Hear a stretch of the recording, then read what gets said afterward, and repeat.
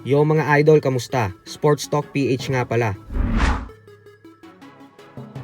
Ang pahayag ni Garcia, pag-usapan natin yan mga idol.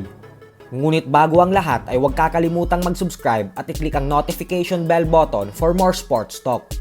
So sa latest interview nga po sa knockout artist Ryan Garcia, ay sinabi nitong hindi niya daw maiwasang mapikon at manggigil sa Japanese Kickboxing World Champion Rukia Anpo nang dahil bagamat exhibition fight lang naman umano ang laban nito kontra sa kanyang iniidolo na si Manny Pacquiao, ay sinusubukan daw talaga ni Anpo na ipahiya at i-knockout ang ating pambansang kamao.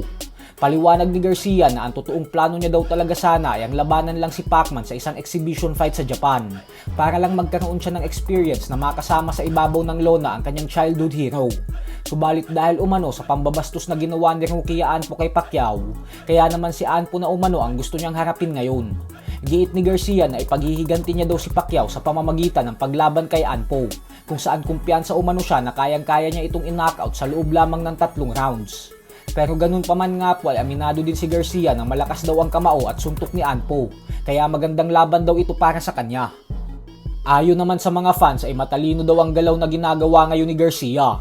Gawa ng kikita daw ito ng limpak-limpak na milyones sa pamamagitan lamang ng paglaban sa Japan sa isang exhibition fight, habang pinagsisilbihan nito ang 1 taong suspension sa professional boxing, nang dahil sa pagpopositibo nito sa pinagbabawal na gamot sa huling laban niya kontra sa former undisputed lightweight world champion Devin Haney nitong buwan ng Abril lamang. Panigurado din na dudumugin ng mga fans ang laban niya kontra kay Anpo sa Japan, kaya hindi malabo na ibigay talaga ito ng rising promoter na si Nobuyoki Sakakibara kay Garcia.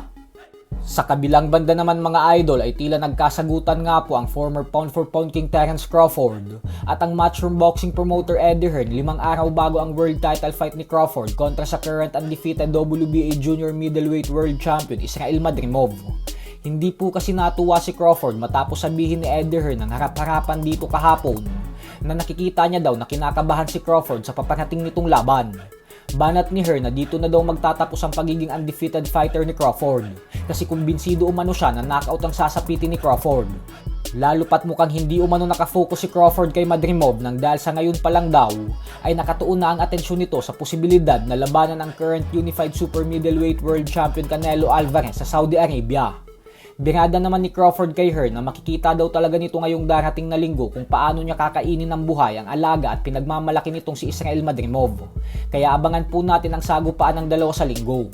Pero ganun pa man nga po ay sa kabila ng lahat ng ito, ay inaasahan pa din ng madaming fans na hindi mananalo si Madrimov kay Crawford. Kahit isa pa din itong undefeated fighter, ay naniniwala sila na matitikman nito ang talo kay Crawford sa linggo.